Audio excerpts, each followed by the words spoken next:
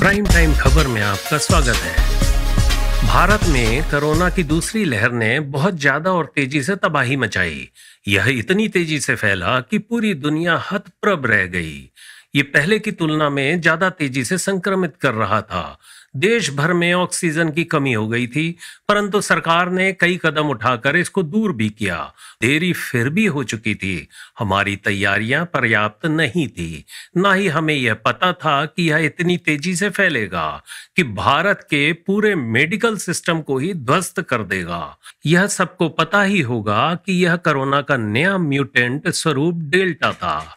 Delta दुनिया में जो हाहाकार मचा रहा था, यह अब तक कई लाख लोगों को मौत की नींद सुला चुका है।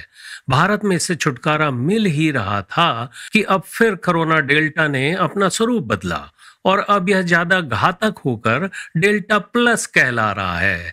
इस डेल्टा प्लस ने दुनिया में नई बेचैनी पैदा कर दी है। खबर है 11 राज्य इसकी चपेट में अब तक आ चुके हैं। भारतीय कोविड टास्क फोर्स के प्रमुख डॉक्टर वीके कॉल का कहना है कि यह नया डेल्टा प्लस कब और किस स्तर पर हमला करेगा, अभी से यह कुछ कहा नहीं जा सकता। अनुमान यह है कि मध्य जुलाई से सितंबर तक यह रफ्तार पकड़ेगा। इसी को ध्यान में रखकर सरकार देश भर में टीकाकरण का अभियान युद्ध स्तर पर चला रही है, परंतु मांग के अनुरूप देश में उत्पादन क्षमता नहीं है, इसलिए सरकार विदेशों से भी टीके का आयात कर रही है। साथ ही जरूरी स्वास्थ्य सुविधाएं बढ़ाई गई हैं। पुरानी कमियों को सरकार हर संभव दूर करने का प्रयास कर रही है, परंतु यह समय ही बतलाएगा कि सरकार ने क्या किया था।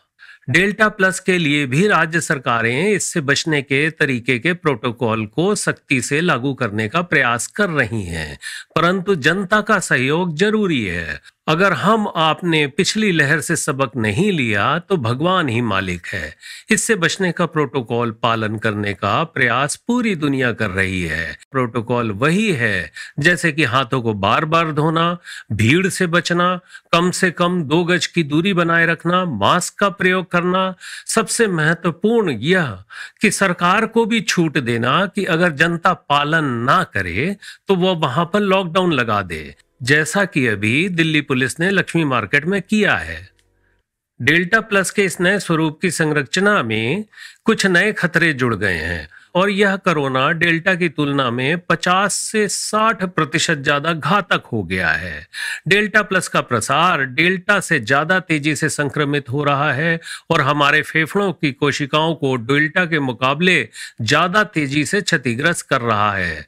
साथ ही यह शरीर में शरीर की इम्यूनिटी को कमजोर कर एंटीबॉडी की पूरी प्रक्रिया को भी प्रभावित करने लगा है। फेफड़े के क्षतिग्रस्त होने से सांस लेना मुश्किल हो जाता है। अभी तक इसके यह वही लक्षण हैं जो लगभग पूर्व में थे, जैसे कि सूखी खांसी, पेट में तकलीफ, डायरिया, थकान, सांस लेने में परेशानी, गले में खराश, नाक बहना, शरीर में चकत्ते, स्वादहीनता, गंधहीनता आदि। हालांकि सरकार व वैज्ञानिकों का आश्वासन है कि डेल्टा प्लस से घबराने की ज्यादा जरूरत नहीं है। इससे फैलने से पहले ही इसको रोक लिया जाएगा। फिर भी सावधानी बरतना हमारी जिम्मेदारी है, क्योंकि सावधानी हटी दुर्घटना घटी।